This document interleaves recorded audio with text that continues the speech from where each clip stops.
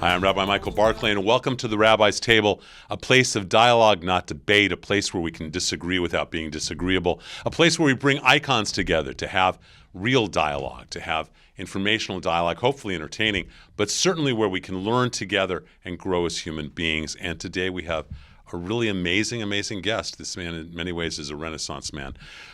And he's the inverse of who I am in a lot of ways. Dinesh D'Souza is a best-selling author and filmmaker and advisor and political consultant and has this amazing new podcast called Dinesh that he's doing on a weekly basis, which we all should be watching. He has all these different facets to him. And whereas I look at the world through a theological lens, but have a huge political background, so I look at politics through a theological lens, he has a huge theological background, but he looks at everything through a political lens as well. And so I think this should be really interesting, and we'll see if that really is accurate, if that's an accurate description of who he is. This is a man who is knowledgeable on so many levels. And my suggestion is that we all take a few minutes, kick back, listen to the dialogue, listen to what we can learn from Dinesh, listen and understand this man's films. He did a movie about Obama. He did a movie exploring and exposing the election fraud with a movie called 2000 Mules. He did a recent movie called Dragon's Prophecy. And my personal favorite of his films, which we're going to talk about later on, Police State. So I'm hoping that we all enjoy it together, and we will continue at the Rabbi's Table, a place of dialogue, not debate, now and with Dinesh D'Souza. I've been blessed to travel all over the world. I have to be honest. One of my favorite places to go, especially with my family, is up to Reno, and specifically up to the Atlantis Resort up in Reno. It is beautiful. It's an amazing hotel, amazing restaurants. Reno's this fabulous little city. It really is the biggest little city in the world. You can go in the spring or the summer to Lake Tahoe. You can ski in the winter. Everything is up there. And I want to recommend that you go to Atlantis Casino and Resort. Go atlantiscasino.com, ATLANTIS, casino.com. Make your reservation. Spend a couple of days or a week up there. I promise you'll be happy about it. I know that I always am whenever we go up. So we're here at the Rabbi's Table, and we've got this amazing guest, Dinesh D'Souza. And Dinesh, it's such a pleasure and a blessing for you to be here on so many levels. I have such great respect for your work. I'm so looking forward to this new podcast, Dinesh, that you're doing on a weekly basis. I hope you'll talk a little bit about that. But can you give everyone, not everyone really knows your background. They may know one or more of your pieces of work, but can you tell everyone just real briefly a little bit about who Dinesh D'Souza is? Absolutely. Thanks for having me. I was born in Bombay, India. I came to the United States at the age of 17 as an exchange student. By a series of fortunate twists and turns, I ended up as an undergraduate at Dartmouth. And then shortly after I graduated as a young policy analyst in my 20s in the Reagan White House. So I'm a young Reaganite in terms of my political training and political background. I began as a writer, first a journalist, then an author, probably written close to somewhere between 15 and 20 books over the last few decades. And then about a decade ago or so, I started making documentary films, partly to reach a bigger audience, partly because I realized the power of film to appeal to the head and the heart. And so I've now made about 8 or 9 documentaries, and I kind of enjoy the 1-2 punch of doing the books and the films, sometimes side by side. So I'd really like to talk with you a little bit about, especially, maybe this is a great place to start our dialogue, one of your documentaries that I thought was so insightful, and one of your books, because I think they really intertwine. You wrote a book called The Big Lie, where you talk about, and I think you wrote it in 2017, is that correct? That sounds right. So it's pre-BLM, and you talk about how the Democratic progressives are starting to really be parallel to the emergence of the Nazi Party in Germany. You kind of try to redefine fascism. You realize and point out that it really comes from the left, not the right. And it, sort of dovetailing or integrating that, you do a film, and I want to say you do it in not that long ago, somewhere in the 2020 maybe, of the police state. And so maybe that's a great place to start. You talk about the police state, and very briefly, you're effectively saying that lawfare was becoming the pathway and the process in this nation, and you'd used numerous demonstrations, one of which is, a church, one of which is your own personal experience, because you actually had the police state come after you, didn't you? I did in a very early incarnation. In fact, when it happened to me, I didn't realize it was the beginning of something that would subsequently happen in a worse way to people like Papadopoulos, Carter Page, Michael Flynn, ultimately Trump. So I thought my case was a bit of a one-off. I had made a film very critical of Obama, and critical of Obama not in the sense that I was making a sort of intellectual critique of Obamacare. What it is I burrowed myself into Obama's world. I went to his family homestead in a small village called Kogelo in Kenya. I found his brother in a slum in Nairobi. I had conversations with them in a way that made Obama look unbelievably hypocritical, narcissistic, vindictive, and bad. But I should have realized that this would put a big target on my back. And so what happened is they started surveilling me and looking at my bank records, and they discovered that I had exceeded the campaign finance law in being over generous in contributing my own money to a college friend of mine who was running for office. And so that became their pretext for kind of ruthlessly going after me with the full force of the federal government. So, did I exceed the campaign finance law? Yes, but normally this is not prosecuted with this kind of venom. They did it because it was a kind of retaliatory hit by Eric Holder and the sort of thugs in the Obama regime. Yeah, they did that to a lot of people, including some people that were old friends of mine. I have a theory about this police-state war, and you point out that it's a war on the individual. You point out the different things, and I'd like to get your thoughts on something. My belief is that it's actually at its root a war on religion. Because if you can take away religion from people, you can control them. Now, again, I look at the world through a theological lens. But as long as I have a higher power, as you know, we were the one synagogue that did not, in the state of California, that did not close during COVID.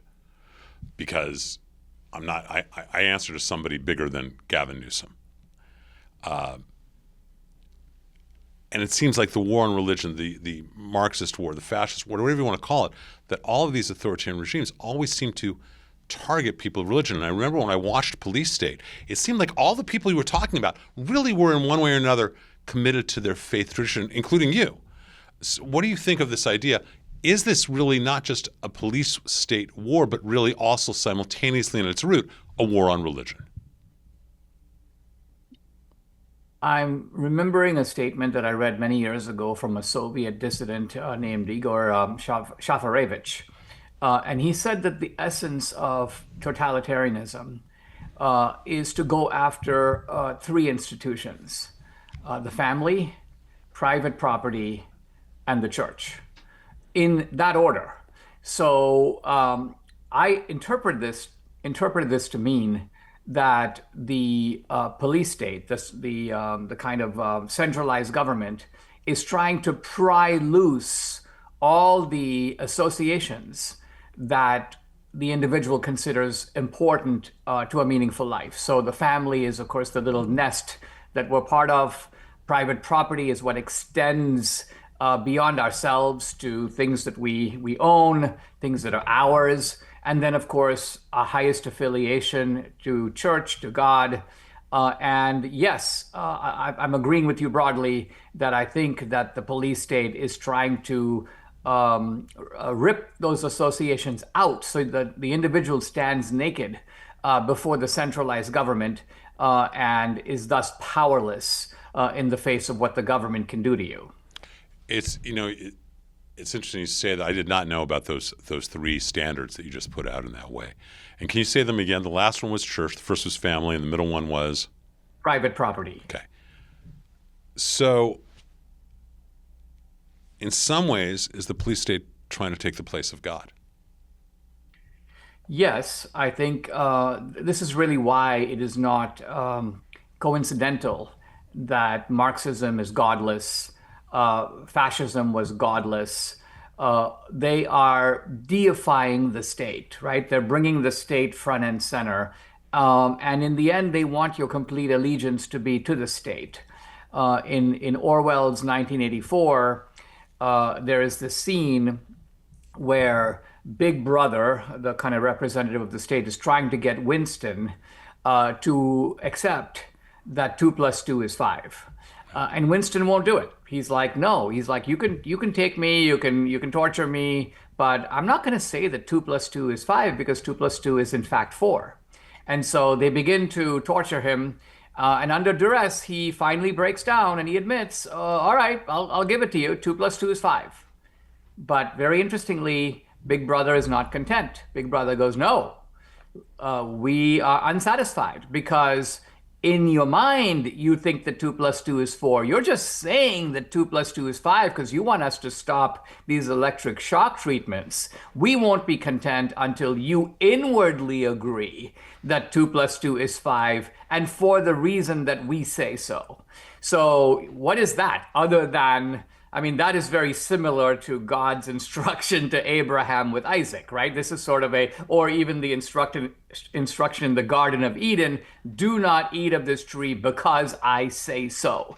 The state, I think, in this case is quite clearly trying to take the place of God himself. And it's interesting because you make the comment about the Akedah, the binding of Isaac, and there's a whole other commentary that this was God testing Abraham to say, no, God, this is not the right thing to do.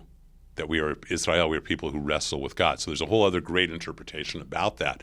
What I find really interesting is that, especially as we go in transitioning into your book, The Big Lie, that if we look at the Nazi Party and now at the progressive side of the Democratic Party, we see more and more how they are trying to replace God, replace the church with another religion, the religion of Nazism, now progressivism. And so we're going to come back to that in a moment to talk more about the big lie and how that affects the police state, affects America. And we're so blessed to do this with Dinesh D'Souza, who's, besides everything else, the host of his new show. Dinesh, you can find it on all podcast mediums. As we all know, there's been a war going on in Israel for over 2 years. And one of the places that's doing so much healing and so much work is the Bnei Zion Hospital in Haifa in Israel. They're one of the top rehab facilities in the world, and where all of the victims from the north go, and many from other places throughout the country, go up to Bnei Zion in Haifa. They built a nuclear-proof bunker and put a hospital inside of it. They finished that project in July of 23, and then the war started with Hamas terrorizing and kidnapping and killing so many people on October 7th, and it's been horrible since then. Today, we have this war going on with Iran and Hezbollah, where all these wounded are going to Bnei Zion Hospital, and the hospital needs your help. The hospital needs to raise funds so they can provide more facilities. They can provide more medicine, more healing for the many people, Jews, Christians, Catholics, Druze, Muslims, all the people who have been bombed, hurt, injured. We need to help them, and you can make a difference. And I really want to invite you to. Go to healthcareforisrael.org. That's healthcareforisrael.org. Make a donation. I'm a rabbi, but rarely can I say that I've been involved in saving someone's physical life. When I've made donations to this hospital, when I've raised money for the hospital, that money goes directly and saves human lives. Rarely can any of us say that we've done that. I am begging you, I am pleading with you, please go to Healthcare for Israel. Save some lives. Every dollar, every dime that you donate is both tax deductible, but every dime goes straight to the hospital for its good work. Again, that's Healthcare for Israel. Support Israel by doing this. Support Bnei Zion Hospital. Support humanity. And make a difference by healing and saving lives. So we're here at the Rabbi's Table with Dinesh D'Souza. We've been talking a little bit about the police state, and we're going to talk a little bit about the parallels of Nazism and what's going on in the world today. Dinesh, you wrote this great book, The Big Lie. I think you wrote it in 2017. Is that accurate? Sounds right. And that's pre-BLM. So I've written a lot of articles making parallels about what's going on with the progressive world and Nazism, the early days of Nazism. We see it very clearly. George Floyd, are you familiar with Horst Wessel? Are you aware of him? I am very well aware of him. So I don't know that most people are, but he actually is he was a I don't know, what would you call him? A criminal, a pimp, a drug dealer, all these things, wasn't paying his rent. His landlady had her communist friends beat him up, and Hitler used that. He was a Nazi, and Hitler used that death of Wessel to start all sorts of riots, right? That's right. Isn't that the exact parallel of George Floyd? Isn't George Floyd Horst Wessel 2.0? Absolutely. The Nazis treated Wessel as if he was a kind of canonical and saint-like devoted patriot who had been targeted because of his love of country. But as you said, his girlfriend was a prostitute. He got into a massive fight with his landlady. She brought in some thugs to beat him up. So this was an incredibly sordid episode. The genius, by the way, behind the Horst Wessel was Goebbels. Arguably the greatest propagandist of modern times, if not of all time. And Goebbels elevated Wessel and had, in fact, an old old German song that was rewritten that became the Horst Wessel anthem. And it's a pretty inspiring song, I have to say, having listened to it. So they did, they built this up. And the Democrats did exactly the same thing with George Floyd, this sordid character, this home invader, this guy who's like, he's a thug, revved up on drugs. He's not, he's not following the policeman's instructions, and suddenly he becomes like the next Martin Luther King. This was also a propagandistic achievement of Goebbels-like magnitude, I would say, by the Democrats. Of course, in this case, using the media as their amplification machine. So yes, it's a very striking and eerie parallel. Well, and the other one that came on the heels of it. So one of the other things the Nazis did is, they had achieved more and more influence, even though they were not that serious of a political party. They had a lot of influence. And they convinced the German government to fly the Nazi flag on German federal buildings next to the tricolored German flag. And I was so struck, and I wrote an article for PJ about this, so struck when the federal government said we're flying BLM flags on federal property next to the American flag. Again, it seems like a direct parallel. And it seems like much of the intimidation and everything else is about those parallels. Much of the intimidation that the Democrats are doing. How dare you say anything bad about Islam? You're an Islamophobe. How dare you say anything negative about Bernie Sanders? That means that you hate, old Jews. Or it's just constant fear and intimidation. That seems like it's a parallel to Nazi Germany. Yeah, I would trace the parallel this way. Hitler, of course, had the brown shirts, Mussolini the black shirts, and these were street thugs that had been sort of licensed by the party. So they were operating at the party's discretion, but they were somewhat independent of the party, and the party could disclaim responsibility. And that's what we have with Antifa and BLM. They're the street thugs of the democratic left. And they function in precisely the same way. Now, it's always the goal of the police state not to have to operate solely from the outside. They would like to take over the government so that they don't have to use this external street gang operation. They get to use the police and the military to their purposes. And so the film Police State actually follows this trajectory because once the Democrats get power, and we saw this during the Biden years, for example, they now begin to mobilize the DOJ. The cops become essentially the enforcers of COVID.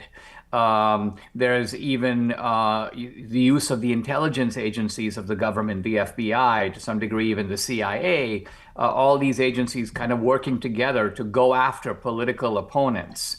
So all of this is very reminiscent of early Nazism. And it's important to remember that because Obviously, people can say, well, Rabbi, you and Dinesh are exaggerating enormously because, of course, the Democrats haven't killed 6 million Jews. They haven't done a Holocaust. We're not talking about 1944, 1945 here. We're talking about Hitler coming to power in 1933 and a lot of the things that were done between 1933 and the outbreak of World War II in 1939. And even a little bit prior to 1931 as the party starts to grow. So you and I both see patterns.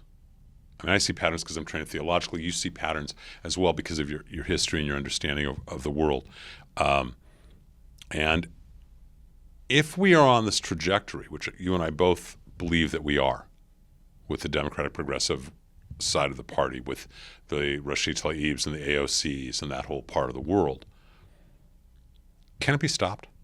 Is there a way to stop this nation from succumbing and surrendering to that authoritarian, that true fascism, that true authoritarianism? Is there a way that we can prevent this nation from becoming effectively Nazi Germany with a different tone, but effectively the same type of police state? Can it be done? Let me frame what I think is the central dilemma, and to some degree, it's a moral dilemma facing our side. Our usual approach is we're the party of the nice guys, and we want to go along and get along. And if the Democrats exceed their authority or they go out of bounds, we essentially start giving them stern lectures about why they should behave better and not do these things. And they proceed Obama style to ignore us because the problem is not that they don't understand. The problem is that they don't care, and they have seen the benefits of operating in a thuggish fashion, particularly if they can be above the law and we hold ourselves accountable to the law. So that the conundrum on our side is we would actually be more effective in stopping them if we were more like them. In other words, if we were to duplicate their tactics. To give a simple example, they are shameless about appointing activists to the Supreme Court. And their criterion for appointing someone to the court is very simple. Will this person on all critical issues vote our way with Euclidean certainty? If the answer is yes, we appoint them. We don't care if they care about the Constitution, and we don't even care if they've been to law school. We don't even care if they don't know what a woman is and can't define that. Exactly. We just want to make sure we're appointing essentially a left-wing activist. Now, on the Republican side, for 30 years, we've had this Reaganite formula that we are appointing judges who have a reverence for the law, who will excavate the original meaning of the founders. So you notice the disproportion here. They are fighting, you could say, with guns, and we are fighting here with kind of high principles and Marquis of Queensberry rules. Wait! But I want to push back on that just a little bit because we're bringing knives to a gunfight. Okay, kind of what I'm saying. Yes, we're bringing knives to a gunfight. But what should happen when security and freedom genuinely conflict? So the police state. I'm going to use what is really in the forefront right now, which is, if we're honest, there are Islamic grooming gangs. There's Sharia law communities being set up. There's all this different stuff going on where people are clearly more committed. It's happening in Minnesota. It's happening now. They're setting up these communities in Texas and California where they're more committed to Sharia law. The Democrats' way would be to go in and arrest, stop, etc. Should we be doing that? We know that they are our enemy. We know that you and I both know that what the Quran teaches. We both know what the Quran teaches in terms of the Quran is not a text about peace. It's a text about war. It's a text about worldwide domination, a worldwide caliphate based on Sharia law. Are we supposed to therefore play like them and go after those communities with lawfare the way they've come after our churches? I think the answer is yes, but I'm very aware of the great reluctance. I'm in Texas, for example, a red state. All of what you described is going on. And many Republicans are quite uncomfortable for the simple reason that the Islamic activists are very clever at traveling on the passport of our liberties. They appeal not just to modern liberalism, which is to say to progressivism, they appeal to classical liberalism. So they will, for example, say, all right, we want to buy, I'm just going to give a hypothetical example, but it's not far from a real one. We want to buy 10,000 acres in Texas. We want to create a huge mosque and the largest madrasa in America. We want to educate young Muslim boys in Sharia. But guess what? We're doing it with private money. We're looking to buy private land. We're establishing a system of private education. We are exercising our religious freedom. And so, on what basis do you want to stop us? On what basis do you even oppose us? Shouldn't you be, in fact, endorsing us? Shouldn't you be releasing private tuition money and tuition vouchers to encourage us to exercise our religious freedom, educational freedom in this way? But you and I agree that, okay, let us just suppose we realize these are enemies of the United States. Real brief answer. They aren't doing anything illegal, ostensibly. Should they be stopped with legal means? And does that become the police state? Should they be stopped, yes or no? Yes. Okay. But even though that's a police state in some ways, isn't it? It is. And the difficulty is to figure out what is the best way to do it. So take a simple example. How were communists kept out of this country? Think of communism as a totalitarian ideology. The communists too were appealing to free speech. They were simply saying, you can't censor us. And so when you tried to come into America, they'd ask you, are you a communist? And because of a hard break, we're going to ask that question of are you a communist after we take the hard break. Because I think this is an important dialogue, which I think you agree with, that this is extremely important, Dinesh. So we'll come back to this after this break, and it's so good. Again, we need to go listen to Dinesh and see his new podcast, and we'll be right back at the Rabbi's Table. One of the greatest places that I know of to go to, whether it's for a day, a week, or even a little longer, is a vacation up in Reno, specifically at the Atlantis Resort and Casino in Reno. It's amazing up there, and it's a little gem of Reno that is often just ignored. I go up there with my family. There's wintertime skiing. There's summertime at the Lake Tahoe. And the Atlantis Resort and Casino is an amazing place to stay. Not only are the rooms beautiful, amazing views, but some of the restaurants are the best restaurants in the country, the Napa Bistro, different places that you can eat. There's an indoor pool. So you can go skiing in the morning and then go swimming in the afternoon. I really want to recommend to you to check out the Atlantis Resort. It's at atlantiscasino.com. That's atlantiscasino.com, ATLANTIS casino.com. It's up in Reno. I promise you, and I've been there, I promise you, you're going to have an amazing time. You won't be able to wait till you get back. Go visit it. Go see Reno. It's the greatest little city in the world. Go have some fun at the Atlantis. So we're back at the Rabbi's Table, and I have to be honest, this is in some ways my favorite portion of the show. It's only for the podcast listeners, and it's where we are not on a time clock like a radio show. It's where we can just have a more easygoing dialogue, sort of like having the after-meal drink at a dinner at a table.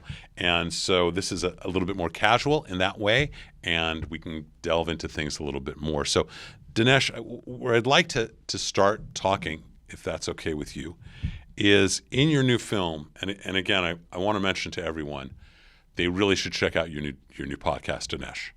I think it's an important thing, instead of doing a daily podcast that you used to do, to be doing once a week, but to make it even more meaningful and deeper. And I think that would be, I've listened to a number of them. I think it would behoove people to do that. In your film, The Dragon's Prophecy, you're very clear you reject the idea of a two-state solution. I agree with that 1,000%. A two-state solution will never work. It's never been realistic in my mind, because the Quran this is not a war about land, oil, or anything else. It's a war about theology. So let's start with that. Would you agree that the war that we see going on in the Middle East is and has been a war of theology more than anything else? Yes, I think we can show that by looking at the roots of radical Islam. If Israel was the provocation for the rise of radical Islam, we might expect radical Islam to germinate and thrive after 1948, for example. But the truth of it is, radical Islam begins in the 7th century with a fury. So let's stop calling it radical Islam. Let's just call it observant Islam. True. I do agree with that. I think you would agree that, as you find in Christianity and in Judaism, you have sort of a spectrum of intensity, right? And you've got a certain cadre of, you can call them frontier Muslims if you want to call them that. These are the people who, in some ways, take the Quran more seriously than everybody else. And they're recognized to do so even by the ordinary, perhaps somewhat lackadaisical, loosely conformist Muslims, which would help to explain why the ordinary Muslims are so deferential towards some of these. So I'm only using radical Islam in that way, Right. and not to divorce it from Islam, recognizing it is actually tapping into Islam itself for its inspiration. But my point is, these guys with the fury, they take the Holy Land, they move north into Europe, they move east into Asia, they conquer the northern part of India, they take northern Africa, and they create these multiple Islamic empires. The last of which, of course, is the Ottoman Empire, which ends around World War I. And then when is the Muslim Brotherhood founded? Well, 1928, but pretty much right after that, out of the crisis of Islam, out of an effort to restore this idea of the caliphate, in the case of Shia Islam, to bring back the 12th Imam, bring back the Mahdi. So yes, I mean it's quite obvious. Israel's not even around. There's no nation of Israel for another 20 years, 1948. So radical, and then even when Khomeini comes to power in Iran, he very clearly says, he says basically, we radical Muslims have finally gotten a hold of a major state. We've always wanted it, and now we have it, and it's going to be the launching pad really for global jihad. Israel is very peripheral to his vision as outlined in a whole series of sermons in the mid to late 1970s. And so you can see here that radical Islam has a much wider compass and orbit. And the Palestinians are just one tool, one useful weapon that they deploy in their vast and varied arsenal. So let's back up with that for a moment. And first of all, I totally agree with you. And we're not talking about Muslims as individuals, but Muslim the tradition. Typically, it doesn't matter if it's Judaism, Christianity, or Islam. 10 to 20% are observant, 80 to 90% are two-day-a-year Jews, two-day-a-year Christians. 80 to 90% of Muslims do not observe the Quran religiously, so to speak. The difference is that those 10% of Muslims means 200 million people who are. And the difference is that the Hebrew and Christian scriptures are about deepening your relationship with God. The Quran is about creating a worldwide caliphate. So, it takes a challenge. But you just mentioned about the Palestinians. So let's talk about that for just a moment, because this idea of a two-state solution, you agree the two-state solution can't work, true? Yeah, because I think it's been tried. Okay. I mean, what was Gaza if not one version of a two-state solution? Hey, people of Gaza, you can choose your own government. They chose Hamas, and look at the fruit of it. So I say it's a failure. It may be a failure conceptually, but it's also quite decisively a failure empirically. And I think part of it is also that, and I think this is, one of the things that I think we need to really educate people about is there is no such thing as Palestine. There never has been. There was never a king, a country, a flag, a state, a stamp, a coin, or anything else. That after the destruction of the Second Temple, the Romans changed the entire region they called Philistia, which was not just that area of Israel. It was what is now known as Israel, Jordan, Egypt, Syria, Lebanon, Saudi Arabia, parts of Iraq and Iran. That whole region was called Philistia, like we call the Midwest. But although there are states of Kansas and Missouri, there's never been a state of the Midwest. Similarly, there's never been a state of Philistia or a state of Palestine. And then when we get to World War I, when the Brits make deals with three different families that they will be leaders in different countries. And so we have this change, but there's still no Palestine, no Philistia. It's a British protectorate. That whole region is the British protectorate of Palestine. The world's kind of bought into this big lie. You're very prescient about seeing the big lie and seeing how it's been repeated in that book. I really want to recommend to people as well to understand what we're seeing in the world. That if you do repeat a lie often enough and it's big enough, it'll be listened to. But you and I agree the two-state solution doesn't work. What's your alternative? My alternative is a one-state solution, which is to say that Israel rules and commands the territory under its control. It doesn't look like Israel has any broader territorial ambition. So the land of Israel is, by the way, I came to Israel for the first time in late 2022. I was almost startled to see how tiny it is, how small it is, particularly sort of side to side. I also want to make a point about biblical archaeology that I found very interesting, which is that while there's no doubt that the Jews go back to that land 4,000 years, and there are plenty of historical artifacts coming out of the ground, clay seals, inscriptions, many times descriptions of Israel that are coming not just from the Jews, but coming from people hostile to Israel and therefore carrying a lot of archaeological credibility. But there were no Palestinians in Gaza. I mean, that was Philistine country. The Philistines are Europeans. They came from places like Cyprus and Greece from the Mediterranean. So you have this kind of peculiarity, which is that the Jews are in fact native to the land of Israel, but the Palestinians in Gaza are basically imposters. They are not the original inhabitants of that land. No, and look, the great-grandparents of the people currently living in Gaza call themselves Egyptians. The great-grandparents of the people currently living in Judea, Samaria call themselves Jordanians. The grandparents of the people living in the Golan call themselves Syrians. No one called themselves a Palestinian. That concept is actually not created until 1964, where a public relations company is hired by both the Soviet Union and the Arab League, and they come up with this idea: we need a victim. And suddenly Yasser Arafat is the head, an Egyptian, is the head of the Palestinian Liberation Organization. It's a made-up concept that has been bought into now for over 60 years.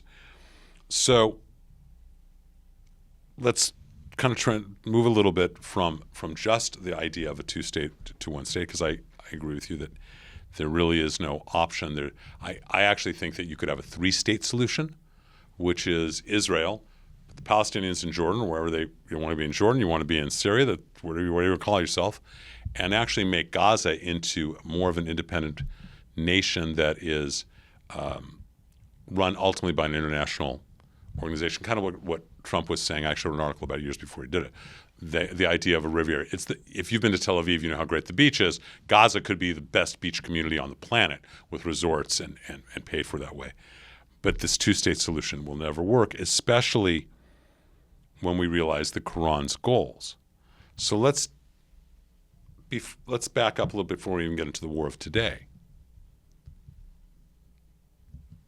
Should all Arab leadership be required to recognize Israel as the Jewish state before we have any negotiations about anything? Because they don't. So should they be forced to do that? I have to think about this. I don't have a ready answer to it. I do think that Trump's strategy is to wean away, as he sees it, the Muslims we can do business with against the dug-in radicals and Iran. So I think in Trump's view of the world, and I just did a commentary on Trump, by the way, in which I argued that his view of the world is not ideological. It's sort of the real estate man's view of the world. And you confirmed it a moment ago when he looks at Gaza and he sees rubble. You know, he thinks of it like a real estate guy. Well, why are we wasting this beautiful piece of land kind of on the water? Why don't we have some coffee shops and some, tall buildings and people going to work and IT companies, maybe a Trump hotel, couple golf courses, Yeah, this is the way a real estate guy thinks. I think from Trump's point of view, there are Muslim countries that are interested in robotics, in AI, in cryptocurrency. Trump's views, let's encourage those guys. And in fact, let's try to mobilize those guys. Let's call them the Muslims of the future against these sort of 7th century barbarian Muslims like the mullahs in Iran and pit the one against the other. So I think this has to be done prudentially. So that's why I'm reluctant to say, we have to get them to agree to this before they do anything else. because my idea would be, how do you move these chess pieces on the table in the most effective way to advance goals that I think we're on the same page as to where we want this to go. We're just debating the proper tactics to get there. Right, and that is part of it. And so let's talk about tactics for a minute.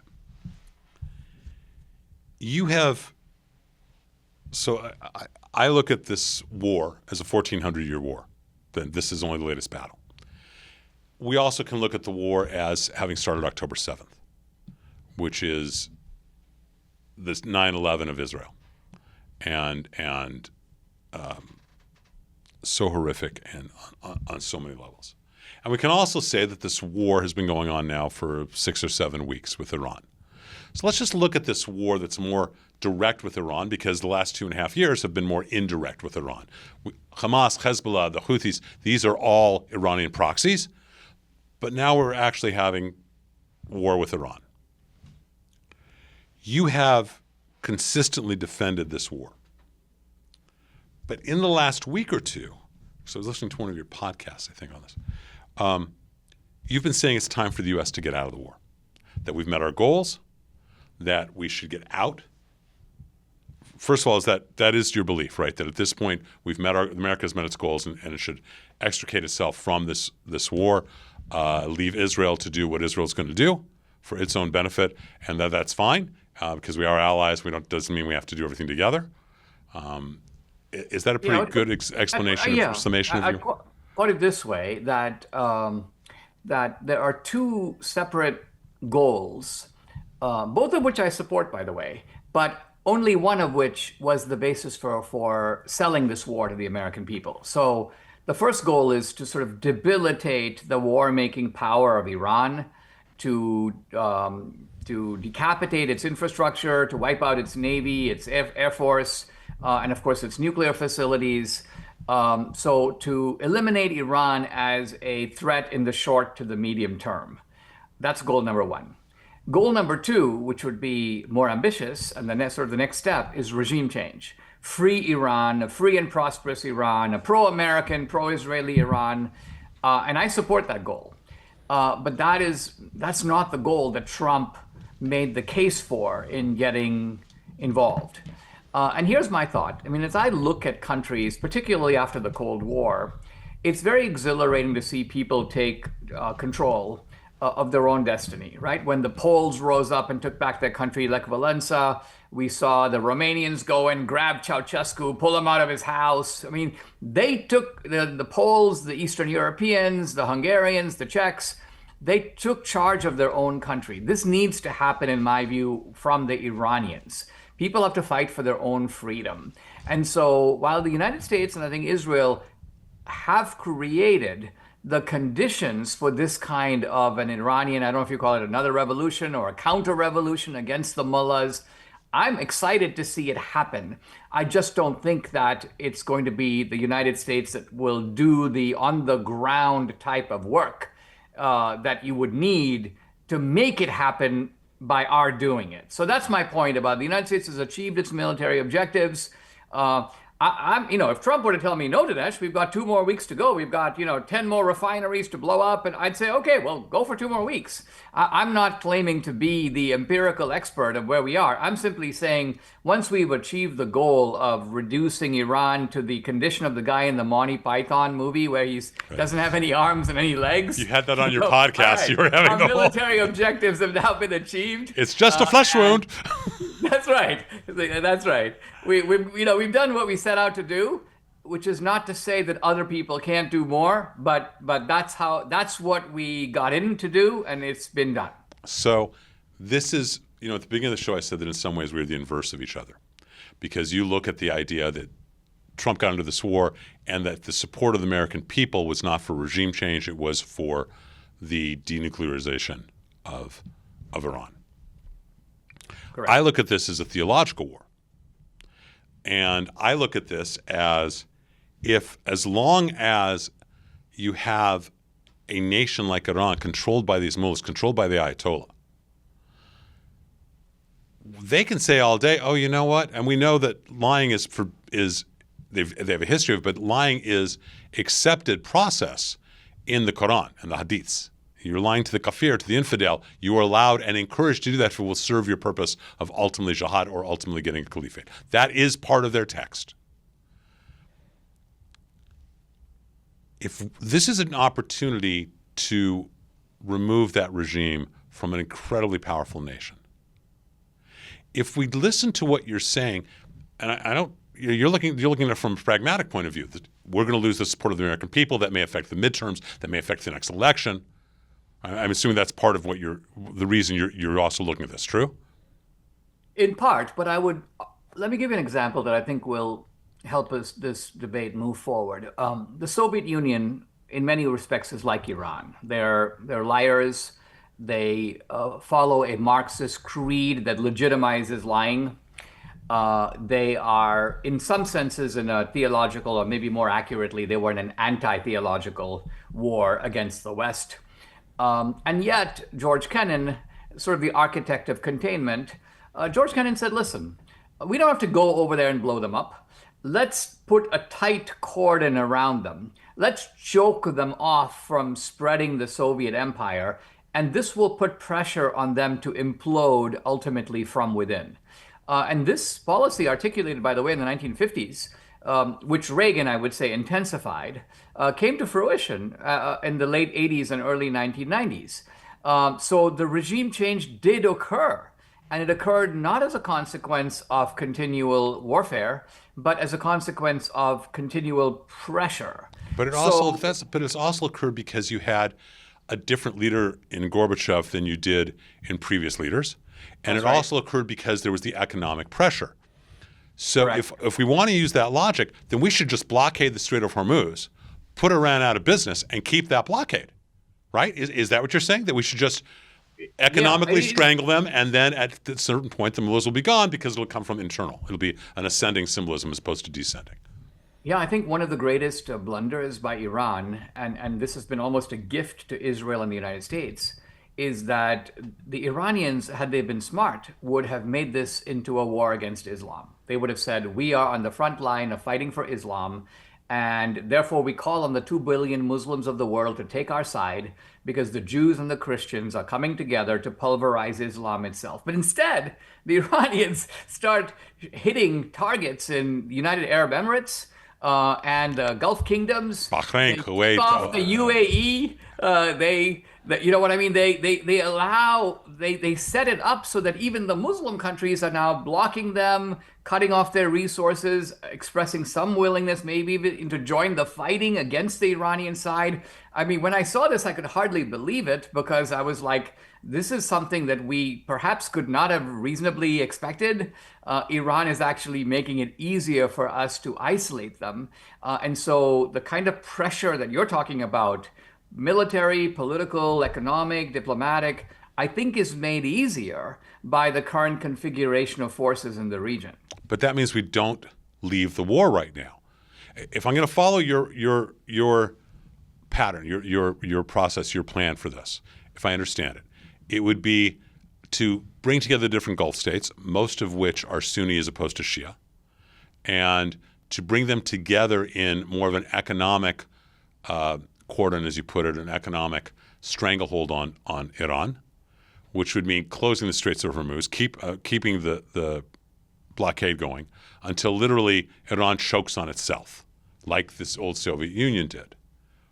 That's what you're proposing, correct? Yeah, but that is war.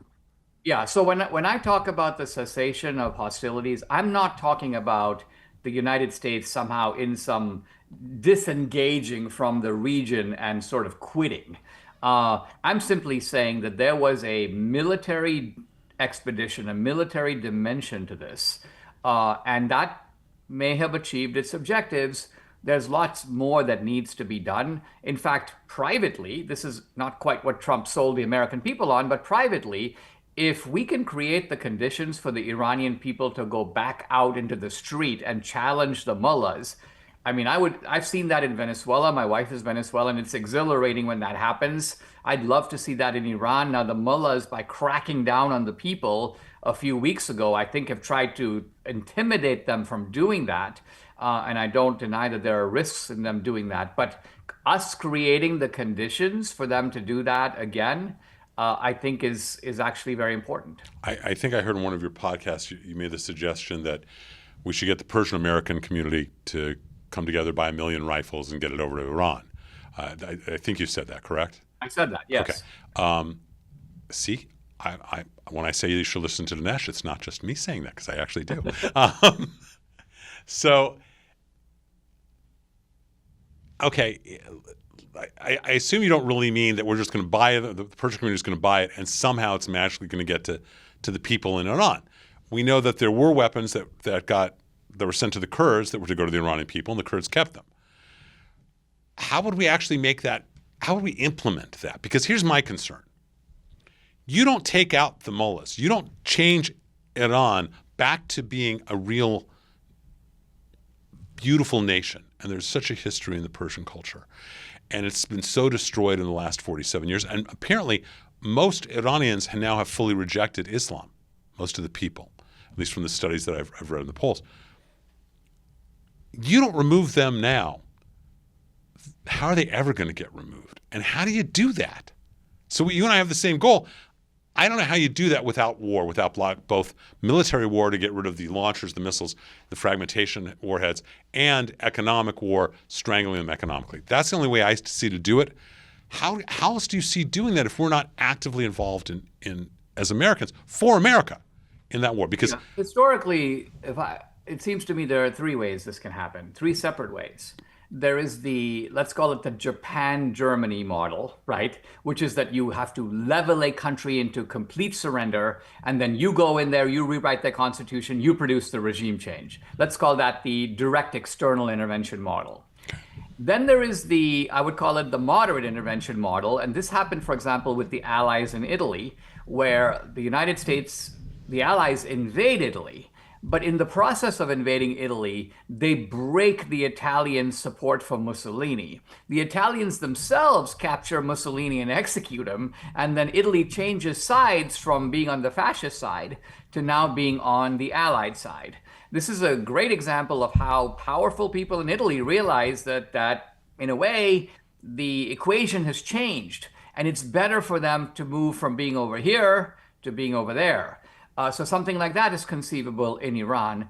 And the third is the sort of Cold War model where the people themselves do it. Now, when I talked about the 1 million rifles, I was actually trying to revive what in the 1980s we used to call the Reagan Doctrine. So it's worth articulating what that is. The Reagan Doctrine simply means this, that people should fight for their own freedom. We don't fight for their freedom, but we help. And the classic example of this was the United States' assistance to Afghanistan to repel the Soviets after the Soviet invasion of 1979. Reagan did not, in fact, send ground troops. He didn't even bomb Soviet targets, but he did arm the Mujahideen, the Afghan rebels.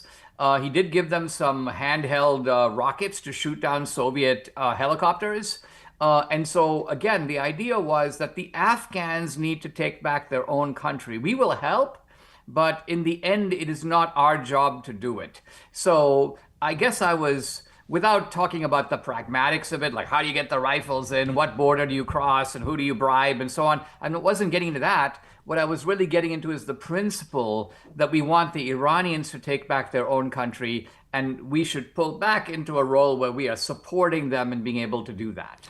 Well, look, I think they want to take back their own country. We've seen that in their different demonstrations, including 30,000 people being gassed by the mullahs. And look, my concern is because of what the Quran teaches, because of who these people are, because of their theology, this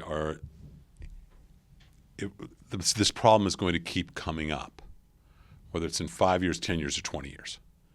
And right now we have a strong president who says, no, Iran cannot be nuclear. We had a president not that long ago who you made a film about, who made an Iranian deal that was ludicrous on every single level, that was wrong on every single level. And I actually was unable to track down the film on Obama, but I'm assuming you talked a little bit about this in your film on Obama? Yeah, my theme, which I think is very relevant to today, is that unlike Jimmy Carter, who was a bungling fool and pulled the Persian rug out from under the Shah and inadvertently got something far worse, namely Khomeini, I think in the Obama case, he was very conscious of what he was doing. He wanted to see the Muslim Brotherhood come to power in Egypt. He wanted to facilitate Iran from becoming more powerful. He wanted to take American power down a notch. So my thesis about Obama is that he subscribes to an anti-colonial ideology where the West and America and Israel are seen as forces of evil in the world whose power needs to be diminished, constrained, and he saw himself as in a very unique position to be able to make that happen, and he did. So God forbid, let's you and I just play a game for a moment. God forbid Kamala Harris had won the presidency, okay? Which is not so ludicrous to think of, given that as I think it was Beria who said, it doesn't matter who votes, it matters who counts the votes. So, and you were certainly the expert on election fraud. God forbid she had won. Iran's nuclear right now, aren't they? Yeah, and what does yes. that mean for the world? Well, it would be it would create a whole new problem that would be very difficult to deal with, because there's no question that these people are powered by a revolutionary ideology of global jihad. In that sense, I would say even other regimes, even though they might have paid lip service, the Soviets talked, for example, about the kind of communism ruling the world, they were nationalistic and in some ways pragmatic in the way they went about those objectives. The Iranians are a whole different set of operators. So, yes, I think the country escaped on many levels a very dangerous situation. Okay, We were already in a dangerous situation under So Biden Dinesh, already. then Dinesh, let's follow it for just a moment. You and I I think, are in agreement on 90 to 100% of things. We just have questions about what the process to get to the same goal is. You accept that if we don't take out this regime, at some point they're going to go back to developing nuclear weapons. True or false? True. We accept that there could be other presidents like Kamala Harris, God forbid, or Obama in the future. True? True. We accept that there's an inherent willingness to be corrupt, to do anything for their goals among the Iranian mullahs. Also true? Yes. True. Then, by definition, if they are still in power of Iran, and we can always assume that things change in our country, when there is a weak president, based on that assumption, wouldn't they therefore, in that time of weak president, which I think they almost did during Biden, wouldn't they then be a nuclear power? And aren't we then in a really, really bad situation that we could avoid right now if we take that whole regime out? So is it not American, in the best of American interests, to get rid of the mullahs so that we don't have this problem when there's another Joe Biden type of presidency? It is absolutely in our interest to do it. It's not that. That is and this may be where our sort of theological and political frameworks are different, right? Because it may be in our interest to get rid of the communist regime in China, but are we going to do the things that we would need to do to get rid of them? No, because we're not willing politically, militarily to pay that kind of price. The same applied to the Soviet Union. I think, unfortunately, the same applies here. And what I mean by this is, look, Iran is an oil-rich country, and they will continue to be that. They're also a country of smart people. They have the knowledge of how to build nuclear weapons.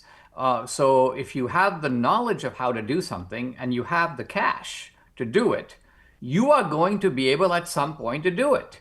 I think Trump's... Unless you don't have the desire. Unless you don't have the desire. Right. I think Trump's recognition is that, look, the price of guaranteeing the removal of the mullahs is probably going to be some form of a land invasion, simply because these guys control a lot of territory. They have had 50 years to take over every school, every street, you agree, right? The Absolutely. mullahs have an ironclad control of the whole society, top to bottom. So removing them becomes a project similar to like de-Baathification in Iraq, which, as you know, committed the United States to a more long-term involvement. So this is, I think, where Trump is starting to balk.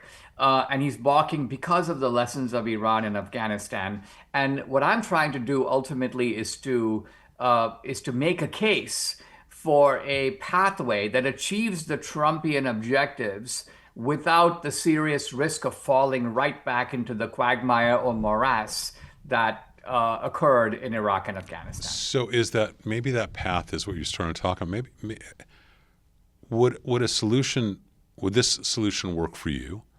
That we blockade, we close down the Strait of Hormuz, not just for a day, not just for a week, but until we close it down, until the Iranian people have taken back Iran from these mullahs. Would that strategy work for you? Because there's going to be ramifications with the world economy and things like that. Yeah, remember that what's happening with the Strait of Hormuz is not a matter of it being open or being closed. I think the beauty of what has happened in recent weeks is the Iranians started off by basically saying the Strait of Hormuz is just for us. It's to the benefit of Iran, and we're going to close it, blockade it, nobody else gets in. And we ended up 2 weeks later in a situation where essentially everybody can use the Strait of Hormuz except Iran. They're being blockaded. They can't use it. I think we're now at one of those stages where we're waiting to see what the next step will be. But yes, if there is a way to prevent ships from going to Iranian ports and yet navigating the oil in and out of the region, supervised by the U.S. Navy, it seems to me that's where we want to go. I think that's see, to me, that's still part of war. But so it doesn't have to be bombs necessarily. To me, that's part of war. So I think because it involves a blockade. Correct. So yeah. I'm okay with that. And I'm okay with that too. Which is exactly what we're supposed to be okay with when we're having at a dinner table, right? I had a feeling we would converge at the very end of the podcast and arrive at total unanimity. And sure enough, we are approaching that. We are approaching that, and we're going to approach more as we finish this podcast session. We go back to the radio show itself in a moment, and with our special guest, Dinesh D'Souza, author, Renaissance man, filmmaker, and philosopher, and war military consultant as well. So we're going to come right back with the Rabbi's Table and have some more dialogue. If you like what you're seeing and hearing at the Rabbi's Table, I invite you to subscribe and to follow us on any of your podcast mediums, Spotify, iHeart, Apple, whatever it is. You can just follow us. You'll get all the latest information, special information from us, special segments of podcasts. You can also go to pound 250. You can go on your cell phone, dial pound 250. When the recording comes up, say, find my podcast. It will ask you what podcast, say the Rabbi's Table. And from then on, you will always get our podcast, our show, directly to your phone. So I invite you to sit with me, with our guests, with the different icons, and join us by being part of the podcast, part of the group, part of the community at the Rabbi's Table. We're here at the Rabbi's Table with Dinesh D'Souza. And again, I want to really try and encourage everyone to watch listen, whatever format you want, his new podcast, weekly podcast, Dinesh. And we've been having these great talks about different topics. And every week we bring in Angela Van Der Pluym. Angela is an activist, an author, a writer, a thinker, just a brilliant woman, especially on different topics, political topics, spiritual topics. So, Angela, you already know Dinesh. So you're here. Say hi to each other, guys. Hi, nice to see you again. Angela, always a pleasure. Let's talk, if we can. Dinesh, you may or may not know, I was the first person to call out both Candace Owens and Tucker Carlson as anti-Semites. I did it in writing, PJ Media. As a result, I got castigated, hate mail, death threats, all sorts of horrible things from their followers, specifically from Candace's followers. And I was told by so many people, you're wrong, you're wrong, you're wrong. Well, now we all know, actually, I wasn't wrong, I was right with regard to Candace and with regard to Tucker. And I saw it when Tucker was doing an interview, and he made in November of 23, and he made a moral equivalency between what happened on October 7th and the fentanyl crisis. Now, they are both horrible, but the fentanyl crisis is people making a choice to do a drug, and October 7th was something very, very different. So let's, and Angela, you've been very involved with these conservative influencers who have kind of become a horseshoe with the woke left. You would call them the woke right, correct? Yes. Okay. The woke right, the woke Reich, however you want to pronounce it at this point. Yes. And it's pretty anti everything that's American.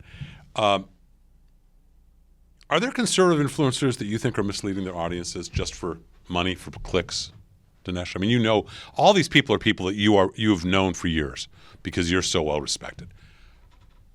Are these conservative influencers you think they're misleading their audiences just for the money, for the clicks? I think that could be true, but I'm not sure if that explains a guy like Tucker. I say this because there is a community of people who live off of social media. They make $3,000 a month or $8,000 a month, and they get checks from YouTube, Facebook, and X. And that's part of the way they make a living, and they're dependent on that. And so clearly they live, by clicks. Now a guy like Tucker comes out of Fox News, is probably being paid $3 million a year at Fox, creates his own company, gets investors, clearly has a large audience. It's a little hard for me to believe that this is a guy who's motivated, let's say, by the same kind of incentive structures. Because I'm on social media, I'm monetized on social media, but it's not the way I make a living. It's like this is like my pastime. And so for Tucker, I look for motives that go above and beyond. I trace in Tucker a trajectory. It goes like this. He started off sort of Netanyahu bad. Then he went to Israel bad. Then he went to Jews bad. Then he went to Islam good. Then he went to Sharia good. Then he went to Hamas not so bad. And then he went to the mullahs pretty good. So this didn't all happen simultaneously. It happened in a kind of arc. And so the way I look at it, Tucker's hostility to Israel and Jews is primary, and everything else grew out of that. So you think it grew out of his hatred for Jews grew out of a hatred for Bibi, as opposed to, I think... No, not necessarily. The hatred of Jews could very well have been primordial. The attack on Bibi was the safe way to express it. So it begins as an attack on Bibi because it's sort of like, I'm only disagreeing with the Israeli government. And I'm only disagreeing with the nation of Israel. And so he doesn't get to the Jews until stage 3 or 4, but that doesn't mean that in the kind of spiritual order of things, he's starting out with Netanyahu. No, I think that he's starting out with this kind of hatred for Jews and Israel. That's his starting point. Angela, do you agree that that's... I certainly think that that's his starting point. Angela, do you agree that that's kind of Tucker's primary place where he has whatever issues with Jews? Yes, I agree. I think that the thing with Tucker is that he's tricky. So for years, he tried to play like a likable guy, and he tried to, he went along and he said whatever everyone else was saying, but eventually he started leaking in his actual opinions in like a maniacal kind of way with his laugh and his giggle, and you can kind of tell how sarcastic he was getting. But he still wants to remain likable. So that's why I call him tricky, because for even me, myself, 5-6 years ago, I liked Tucker. I thought he would come out. He seems charismatic. He's saying all the things I want to hear. And I'm like, okay, this guy's on, my side. Or so you think. But then once you really kind of brush off the surface level and get a little deeper, you start to realize, all right, this guy he's not what he is saying he is. He's just saying it for views and to be liked. And that's how I feel about him. So Tucker's gone off the edge. And I actually did an article about the pseudobulbar effect and the whole maniacal laughing is a symptom of either mental illness, neurological issues, or addiction. He's gone off. Candace has gone off. Candace is not motivated by money. She's got more money through her husband's family than the next 20 generations could spend. So, but they have then promoted truly the worst of the worst human beings. The Nick Fuentes, this whole kind of crowd. Dinesh, are we watching the right become what it once opposed through the antics of people like Candace and Tucker? And you've been a real staple in the right for a while. So are they destroying the right? Are we becoming what we oppose because of these two and their followers? I don't think so. I think that the difference between the right and the left is that the mainstream of the right is still solidly pro-Israel. And is not on board with Candace or Tucker. The typical, if I go speak, as I do, to these Lincoln Day dinners, the fairly conventional fare of the Republican Party, and Tucker's name comes up, the typical reaction is, what happened to Tucker? I'm confused. So the ordinary person is not, as we are, plugged into Tucker's latest machinations. They don't follow what I call his ventriloquist journalism, where he doesn't say things. He finds guests who say exactly what he wants. And it's almost like he has programmed them to do it, but he always professes to be blown away, astounded, being hit by massive epiphanies when they do it. So it's a performance artistry on Tucker's part, a very kind of clever form of propaganda. So a lot of people naively watching it, they go, well, that's not Tucker. It's interesting. He's got this guy on who's saying that basically Churchill was the villain of World War II. And Tucker himself keeps a certain distance from the guest. He's like, well, I've never heard that before. It's very interesting. Those truths seem to have been suppressed for decades. So he's advancing the agenda, but he's playing the neutral learner who's like, his mind is being opened by the guest. This is all it's fascinating to watch this spectacle, right? But you got to realize that the ordinary guy is like listening to this, sometimes when I'm in the car, when my daughter was younger, she'd play music and I wasn't really listening, but it was in the background. I was just vaguely attuned to it. That's how most people are to politics. And so they don't see the dramatic evolution of Tucker. They intuit that something's up. I mean, you and I see that this is a different Tucker. This is just not the man. We got on the bus and we're getting something totally different than we signed up for. You and I know that, Angela knows that, but the ordinary Republican still doesn't know that. They're still just starting to say, something very strange with this fellow. He doesn't sound like the Tucker that we kind of knew. We became fans of another guy. And it's taking a little while for them to realize what Tucker and Candace have now become. Well, look, it's the same thing that Candace has done repeatedly. Why can't we just ask the question? Well, why can't we just ask the question? Maybe Trump is in Bibi's pocket. These kind of, as a way of expressing ludicrous comments. I think what stopped Candace was when she started, why can't we just ask the question that Erica killed Charlie? Why can't we just ask those kind of questions? And so people realized how crazy she really is. My answer is, well, why can't we just ask the question that the moon doesn't exist and it's just made of cheese? The stupidity is stupidity. The appeal of Candace, in my view, the appeal of Candace is that she is watching her show is like watching, A Clockwork Orange. Or in other words, I said Jerry Springer, but I like Clockwork Orange to put better. it totally differently, yes. Going down that road, it's more like it's like midget bowling. You're a little surprised to seeing it go on at all, and so the fact that it's happening, you're like, you can't believe it, but in a way, you can't take your eyes off. Wait! I just got to pause for a second. So I just make sure. Dinesh D'Souza's quote of the day is, "Watching Candace Owens is like watching midget bowling." Yeah, you're at the bowling alley. You ordered like a cheeseburger and fries, and there's a midget going down the aisle heading for the pins.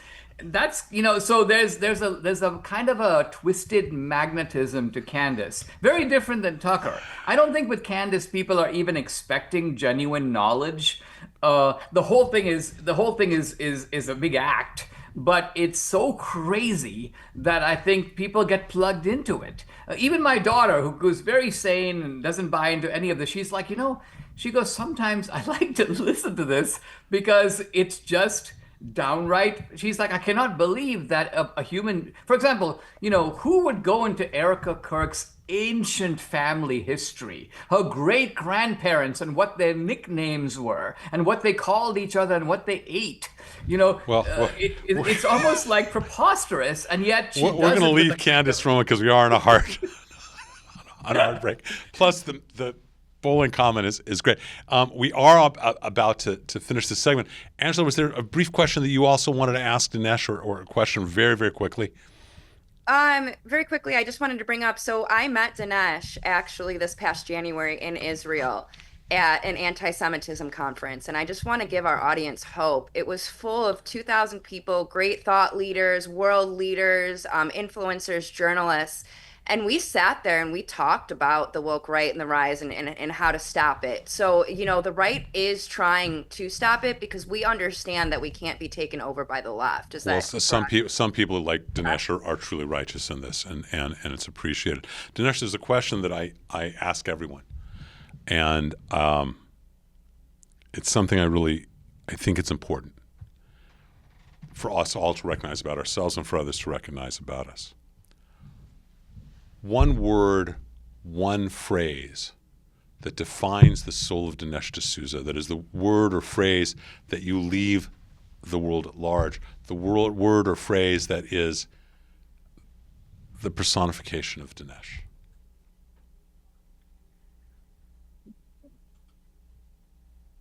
Well, I see the uniting thread in my work. We're on a time frame. Only one word. Oh, yeah. Well, there is a moral order in the universe that is independent from us, that makes claims on us. Defending that moral order, I think, is in the end the project that I'm all about. Defending the moral order of the universe. I think that's what we all need to be. In Hebrew, that's actually part of Tikkun Olam, repairing the world. Angela, thank you so much for joining us, as always. Dinesh, thank you so much for being here. I want to encourage everyone to watch your new podcast called Dinesh. It's easy to remember, where you do deal with the moral order of the universe in so many ways. I thank you for being here at the Rabbi's Table. Chazak u'Baruch. May you be strong. May you be blessed. May you and your family always be safe, blessed, healthy, and happy. And again, thank you for being here. Thank you for being at the Rabbi's Table. It's been a great pleasure. Thank you. We've been really blessed to have Dinesh D'Souza and Angela Van Der Pluym, and especially Dinesh and his commentary about all these different topics, including what I think he phrased so beautifully, that the moral order of the universe. There is a war of good and evil. There is both inside ourselves and outside. And there's an important teaching. It comes from many cultures, where a boy goes to his grandfather and he says, "Grandfather, I feel like there's two wolves fighting inside of me, a good wolf and a bad wolf." In Hebrew, we call Yetzer Hara an evil inclination, a Yetzer HaTov, a good inclination. He says, "Grandfather, they're fighting inside each other, fighting inside of me. How do I know which one's going to win?" And his grandpa looks at him and says, "Whichever one you feed the most."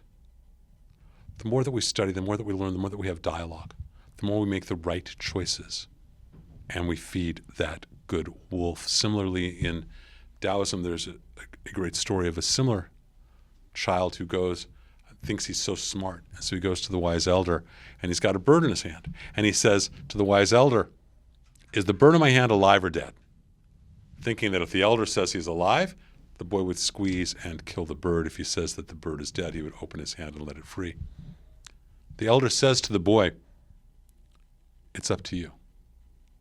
It is always up to us to choose good or evil, to choose being right and righteous, or to choose the easy way or the corrupt way. It is always our choice." Dinesh D'Souza, through his podcast, through his different work, he makes the choice every day to do good. That's repairing the world. That's making it a better place. That is our obligation as humans, as people of faith. It's our obligation to each other. And my prayer for all of us is that we continue to always strive our best to feed the good wolf, to make the right decision regarding the bird in our hand, and the right decision in every path choice we make. Chazak u'Baruch, may you be strong, may you be blessed, and shalom.